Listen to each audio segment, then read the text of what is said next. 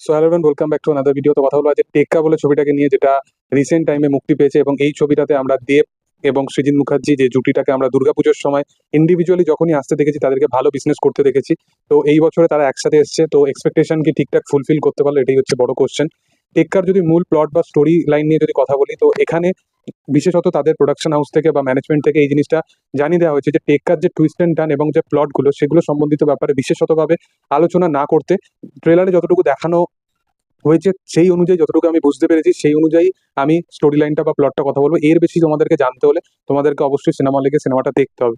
এই ছবির যে মূল প্লটটা, সেটা হচ্ছে যে ইকলাকের চরিত্র, যেটা দেব প্লে করছে, সেই চরিত্রটা চাকরি এবং দুর্নীতির কারণে কোথাও গিয়ে এই আমাদের যে ডেলি বেসিসের লাইফের মধ্যে যেরকম প্রবলেমের মধ্যে মানুষ ফেস করে আর কি, সেই ফেসের মধ্যে পড়ছে। এবং তারপরে সে এমন একটা ডিসিশন নিচ্ছে যার কোণে যার পরিবর্তিতে এইরকম এই হস্টেজ কিডন্যাপিং বা এই সমস্ত জিনিসগুলো ঘটছে। এবং এগুলো কেন হচ্ছে, বা স্বস্তিকার ক্যারেক্টারটা ইকলাকের একজন কাছের মানুষকে কেন কিডন্যাপ করছে, তো এর বেশি জানতে হলে তোমাদেরকে সিনেমাটা দেখতে হবে। এই সিনেমার মূল যে পজিটিভ পয়েন্ট, সেটা হচ্ছে যে এই সিনেমার পারফরমেন্স ডিপার্টমেন্ট প্রত্যেকজনের কিন্তু নিজের জায়গায় খুব ভালো। সেটা দেব হোক, স্বস্তিকা মুখার্জি হোক, বা রুক্মিণী মৈত্র হোক, প্রত্যেকজন নিজের জায়গায় দারুণ কাজ করেছে।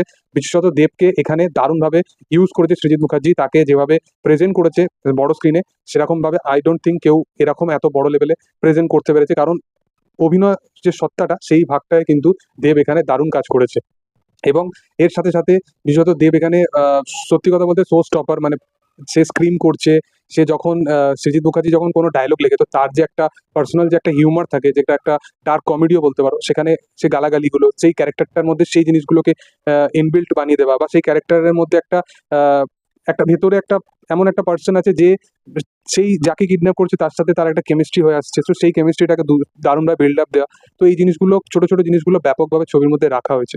এর সাথে সাথে তুমি যদি দেবের এন্টায়ার কেরিয়ারে যদি ট্র্যাক লাইন যদি দেখো, সেখানে একটা জিনিস দেখতে হবে, দেব কিন্তু মাস অডিয়েন্সের সাথে খুব বিশেষভাবে কানেক্ট করতে পারে। সেটা টেক্কা হোক, সেটা প্রধান হোক।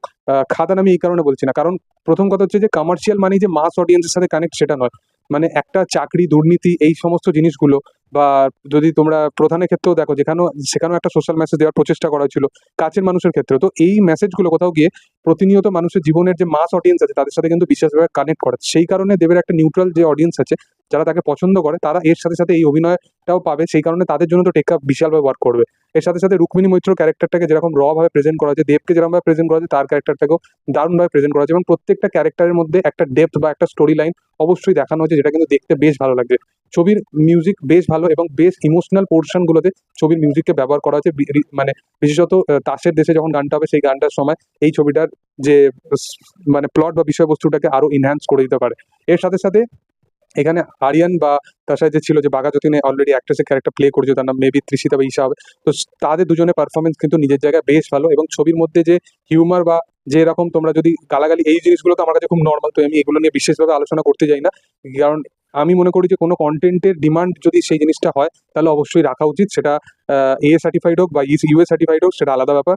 কিন্তু এই ছবিটার মধ্যে এমন কিছুই জিনিস নেই যেটা আমার মনে হয় না যে এটা এ সার্টিফাইড পাওয়া মানে প্রাযোজ্য। তো এই এ সার্টিফাইড এটা নয়, তো এটা সবাই দেখতে যেতে পারো।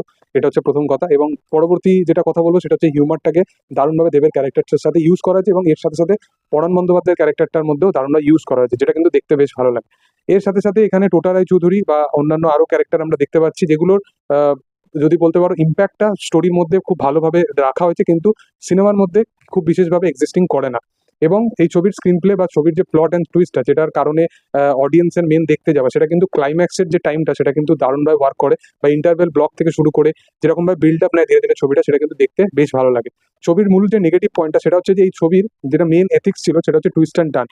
সেখানেতে স্টোরি লাইনটা যত তাড়াতাড়ি এগোয়, তো ফার্স্ট হাফটা একটুখানি স্লো থাকার কারণে এখানে ধীরে ধীরে বিল্ড আপ দিতে দিতে স্টোরি লাইনের মধ্যে যে জিনিসটা নিয়ে আসে, মানে প্লট অ্যান্ড টুইস্টটা, সেখানে ধাক্কাটা অবশ্যই লাগে। কিন্তু আমার মনে হয় যে আর একটুখানি টুইস্ট অ্যান্ড টার্ন অবশ্যই এখানে এনহ্যান্স করা যেতে পারতো।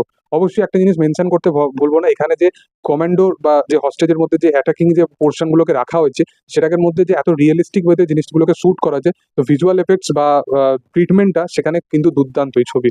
এবং ছবির বিশেষ আরেকটা যেটা নেগেটিভ পয়েন্ট বলবো, যে ছবির আমি বললামই যে ফার্স্ট হাফটা একটুখানি স্লো দেখা যায়, কারণ স্টোরি বিল্ড আপ নেসটা বা প্রত্যেকটা ক্যারেক্টারের ইন্ট্রোডাকশনটা, সেগুলো একটুখানি প্লট বা জিনিসটাকে বিল্ড আপ দিতে একটু টাইম লাগে। ধীরে ধীরে যখন সিনেমা এগোতে থাকে, আমাদের কিন্তু আরো এঙ্গেজিং করতে থাকে সিনেমাটা। তো যাই হোক, আমার ছিল এটা টেক্কা সিনেমার রিয়াকশন। তোমাদের কি বক্তব্য অবশ্যই কমেন্ট সেকশনে জানাতে পারো। আর ভিডিও যদি ভালো লেগে থাকে, অবশ্যই লাইক শেয়ার সাবস্ক্রাইব করে দিও। Thank you all.